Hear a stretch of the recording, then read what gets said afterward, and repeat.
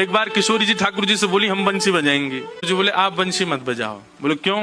बोले बजेगी नहीं आप। किशोरी जी बोली अच्छा हमसे नहीं बजेगी। ललता विशाखा तुरंत आ गई, ये पहले आ जाए लड़वे लाल जी थे। काकई तुमने? बोले मैं यूं कह रहा हूँ कि हमारी श्यामाजू बंसी ना बजा पाएंगी। अच्छा हमारी लाडली जू जब चले ना तो उनके पामन की नूपुर उनकी ध्वनि पे राग रागनी वारे वारे जामे, और तुम यूं कह रहे हो हमारी लाडली जी बंसी ना बजा पाएंगी।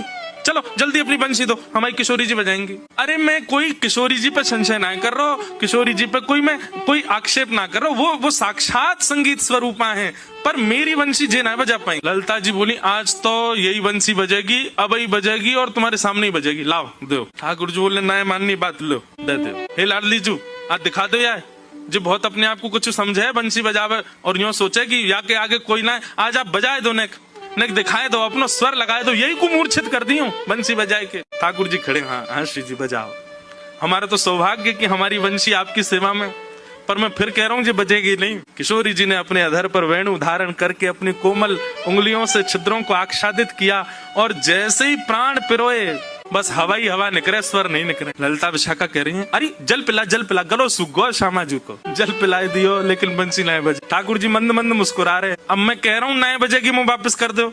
अरे श्यामाजू जी बहुत मायावी है, ये अपनी माया ते कछू कर सके, याने जरूर बंसी बांध दी होगी, याने बंसी को टोना टोटका करके बाकी स्वर सबरे अंतर ध्यान कर दिए, नहीं तो हमारी श्यामाजू कोई स्वर को, कोई संगीत के वाद्य को स्पर्श कर दे, अरे स्पर्श मात्र से बजन लगे, ये बंसी क्यों ना बज रही है।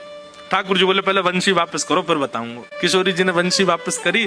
ठाकुर जी बोले अच्छा एक बात बताओ, आप बंसी को वादन करते समय मन में कौन को चिंतन कर रही?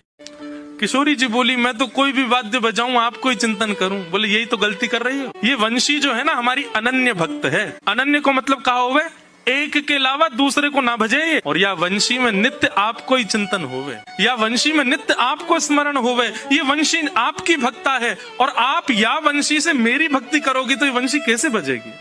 हे श्यामाजू आप नेत्र बंद करके अपनो ही चिंतन करो, मतलब अपने ही स्वरूप को ध्यान करो। जब आप अपनो ध्यान करोगी तब ये वंशी बजेगी, क्योंकि या वंशी में तो नित्य आपको ही गायन की हो जाए। किशोरी जी ने अधर पर वंशी रख के जैसे स्वयं को स्मरण किया, अपने रूप नक, अपने रूप नेत्र आदि को स्मरण किया, अपनो ही स्मरण करके जैसे वंशी अधर पर धरी